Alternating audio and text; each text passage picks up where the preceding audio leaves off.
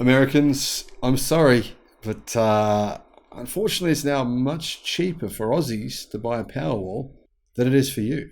Now, if you combine the fact that solar costs in Australia are around about 40% lower than in the United States, well, if you're combining your solar with your Powerwall, it's much, much cheaper in Australia. And there's a lot more sun here on average.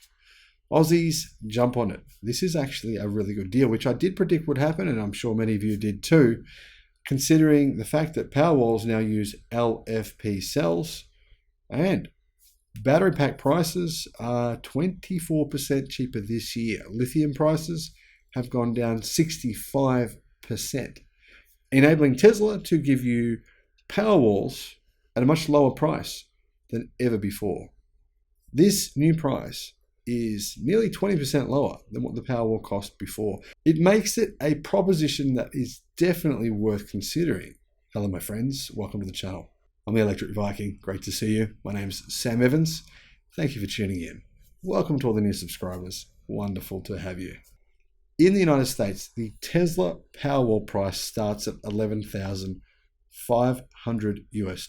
Obviously, that doesn't include installation, and that price can be higher depending on where you live, because that price does actually include incentives. In Australia, though, if you actually compare the price in Australian dollars versus US dollars, it's around 30% cheaper to buy a Powerwall here, which is kind of crazy considering Tesla is a US-based company. There's actually been a massive drop in the cost of Powerwalls in Australia since about this time last year. The price has come down from $16,230 to $12,900.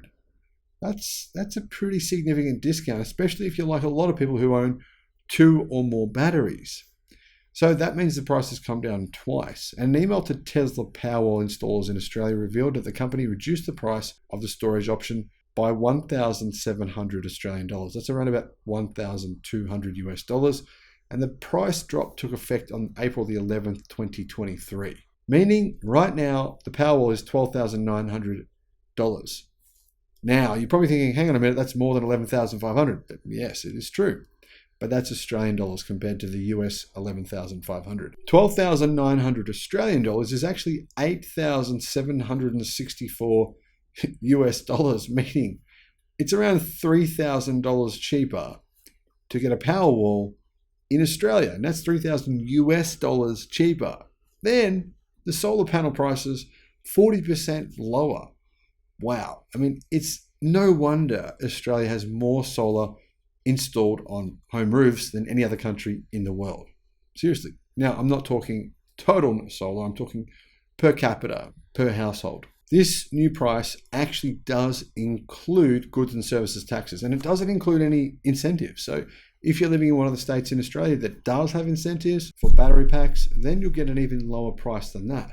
Now, Solar Quote says the price of the Powerwall was $16,230 just over a year ago. It was then reduced to $14,600. Well, now it's all the way down to $12,000. Tesla said this about the price discount.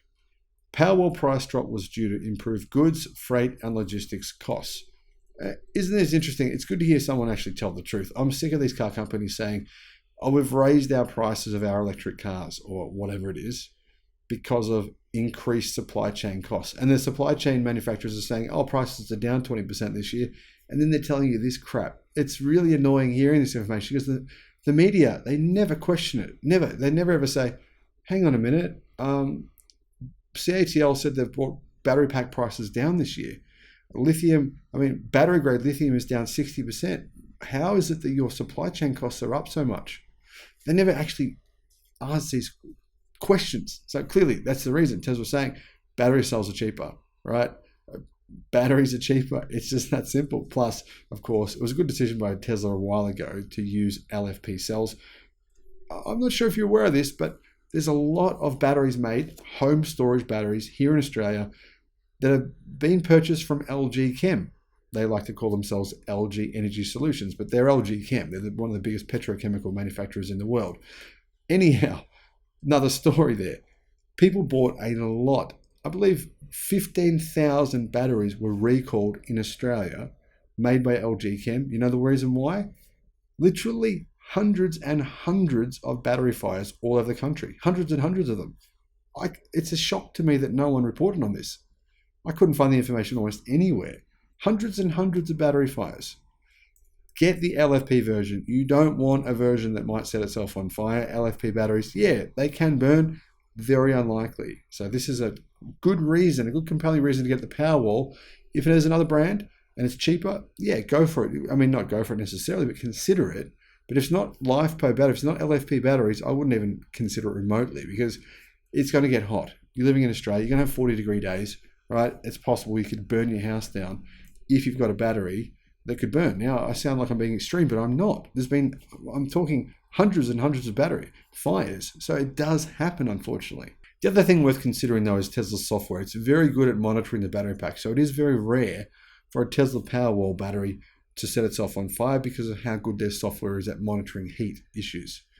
Tesla said this: as our production volumes continue to grow, it is becoming increasingly challenging to secure vehicle transportation capacity and at a reasonable cost during these peak logistics weeks.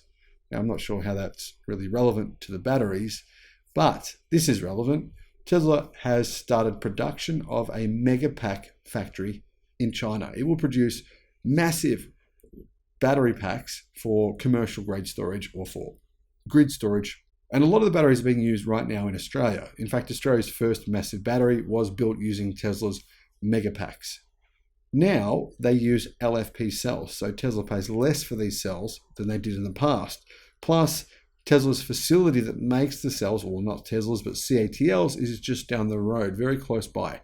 Tesla will make Powerwalls and Megapacks at that new facility and then ship them all around the world. In Australia, Tesla Powerwall has a 13.5 kilowatt hour energy capacity. The battery storage unit offers backup power up to 7 kilowatt peak and 5 kilowatt continuous quick backup transition.